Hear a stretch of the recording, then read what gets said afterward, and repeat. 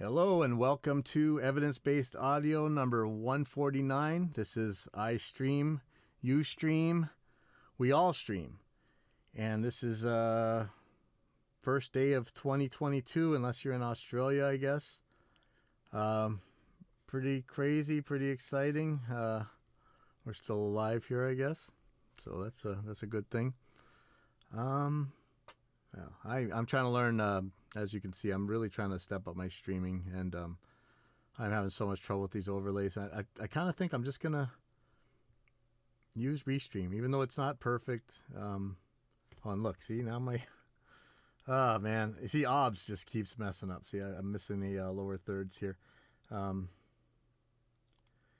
that's just how that goes. I guess I could. Can I fix that?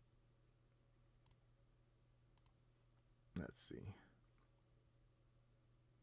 No, it's still messed up. That's just it's just great. So you guys are watching this as I'm doing this. I'm really kind of tripped out on some of this. There's these whole things where people just make all these overlays and things, and that's really what they're known for. And what am I? You would think they would be so much better by now. It's almost criminal. It's really very strange. So I hope that this is getting out there, because yeah, this is really messing up on me. Let's see if this fixes it. So hopefully. So I saved it. I'll save it again, close it, hit OK, and it's still messed up. Okay, why is that? Why would you be messed up?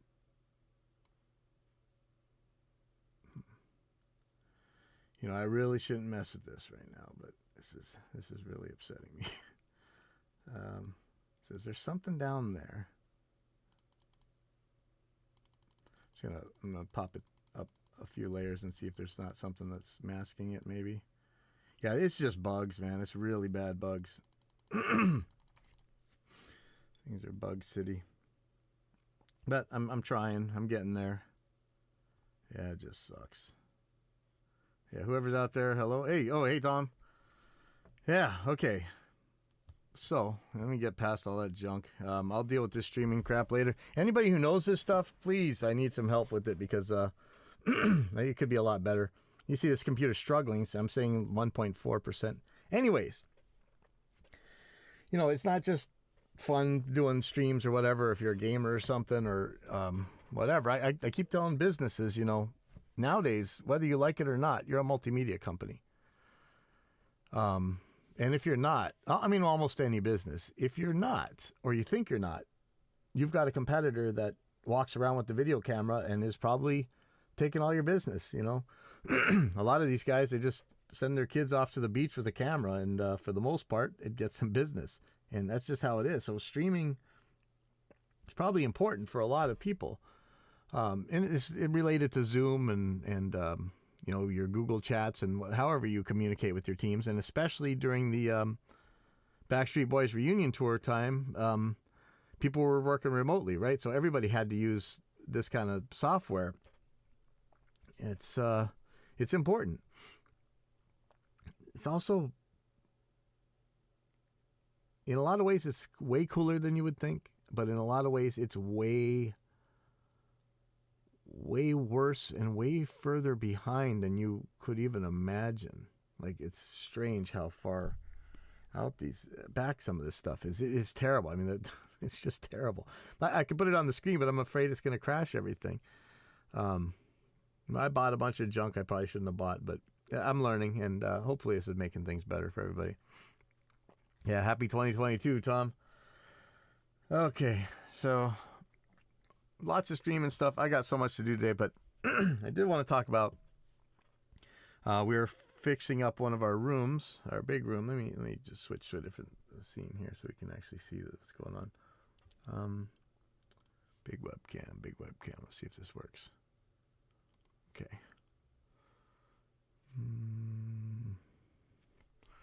So I got another RME Digiface USB. I already have one in this control room. We're going to make an identical setup in the big room out there. And so thinking about it, the setup I had was 3 Focusrite Scarlett, Focusrite Octoprix Mark IIs and a Scarlett Octoprix Dynamic. Oh, sorry, it's getting gassy. Let me show you something about this Mark II here. Hopefully you can see the screen. Okay. So notice there's a word clock in. There's no ADAT in. So this is an analog to digital converter. It's an 8-channel mic preamp that also has an analog to digital converter. It also can generate word clock. You can run this thing internal or through word clock. Or I think that's it. Let me see. Is there one more? I think that's it. Now the issue is inside here, this word clock is terminated and you can't unterminate it. So you can't use a T connector to connect multiple ones of these for word clock sync. Hopefully you guys understand what word clock is. If not, we'll deal with that some other time. Word clock is a pain, and it's so old, why are we still dealing with it? And the way I ended up having to deal with it, because, like I say, there's no ADAT in, so you can't ADAT sync the input of this. You could send ADAT out and make everything else chase it, but when I have 3 of these, and each one has a terminator, that's a problem. I'm probably going to lose sync and start clicking and popping. So what I did, and I also got ARC USB for that room too, so we're going to get rid of the central station. The more wires I can get rid of, the better. I'm happy. So what we used to do, so right here is an Aardvark ArdSync 2 master sync clock. These were made like in the 90s. Now I got a pair of these, the master sync generators. It'll make word clock, and I have this. It's a word clock distribution, the Sync DA. So I have a way to get this word clock around, but I don't really want to trust my life to 1990s stuff, This is old digital junk, and it's crazy because nowadays these same clocks cost like thousands of dollars. Like they charge stupid money for these things. And we've talked about it on the show when these guys make magical claims about gear, and clocks are notoriously one of the ones that people really constantly do the pseudoscience on. Let me hold on real quick. I'm still trying to fix this. Sorry, I keep thinking about it while we're doing this, and that's usually how things end up working. So let me reset the transform. Fit to stretch the screen or fit to screen. Let's see. Go fit to screen. Oh, now it's perfect. Okay, never mind. Okay, I'll shut up. So anyway, I don't want to run these ancient 90s word clock generators and stuff. I don't really want to use word clock, but those we don't really have a choice with the Octoprix since they're ADAT out only. So what I did for now, what am I going to do? Okay, get out of here. This is the Scarlett Octoprix Dynamic. Now, I don't give a crap about the compressors on these things. In fact, I wish they weren't even there because I don't want to chance that they're on. They could be good for some people, but let's notice a couple things here. It's got word clock in and word clock out. I don't think it's terminated. I think you'd have to put a terminator on the output in order to make it terminated. So this is already safer. If you had 4 of these, you're set. But if you had 4 of these, you could just use ADAT sync. But you notice they got word clock in and out. They got ADAT in. They also have an analog to digital converter. So this one is 8 channels of mic preamps to an analog to digital converter, and then back out from the computer to 8 channels of digital to analog converter. So right now, one of these things is the master everything in my control room. It's all my speaker outputs, it's my headphone outputs, everything. I just needed 8 outputs. It's going to be the same thing in there.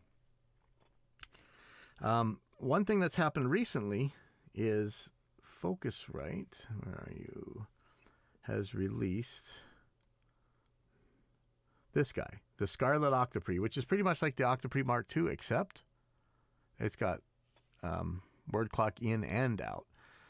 So this is really the solution, right? If I can get my hands on a couple of these, actually I just need 2 because I'm using 4 in all. So I got 2 of the ones with the digital analog converters on it, and I have just need 2 of the others. But man, I'm out of money. So, but this is the way to go, right? You just have one word clock line and not worry about it at all, or you could tee it, whatever you wanted to do. Also, there is a chance that I can sync these things through ADAT. So one of the things that's going on is that part of the setup you need to be aware of. Some of you guys that come down here and work or whatever, you already know this. If you look, all of these have the same thing. They have 2 ADAT outs. That's for that SMUX, so you can run like 96K or some other nonsense. But what that really lets me do is send one output to the big room, the what's going to be a 9652 in there, and the other output comes all the way out to my control room. So the first 24 channels are mirrored to both rooms. And the last 8 I just have in here. I could send it back out there, but they're not going to need my stuff in here. 24 is plenty for them. And so some stuff's could be synced by ADAT because the ADAT's coming into all of these. So I could sync the RME to there, but I guarantee I'm probably going to end up just syncing it internal for the most part except when I need to actually record stuff in the big room. I'll switch the clock and go to word clock or whatever. For now, I'm going to keep this distribution clock. Not this one. The where is it? I lost it. Right here. So I'm going to keep this so I can feed word clock around, but really I could make the DA in my room chase the incoming ADAT or just the ADAT signal from the RME, but that means that I need to make sure that room's up or else I'm not going to have a clock. So it's probably safer just for my room for the most part, just put it on internal, set it to ADAT sync, and whatever the underpants say next, like a question mark and then profit. So, but it's a lot to think about. Like, how are you going to sync these things? Why are we using 30-year-old technology? It's scary. But it also gets rid of a lot of cables. But that's really what we got today. Next week, I'm hoping I'm going to have a diagram of all this stuff. And we're going to go through every little bit. And I'd really like to hear from you guys about that streaming stuff. But I have got to get out of here. I have a very crazy day coming up. And I'll see you guys later. Where do I end this thing?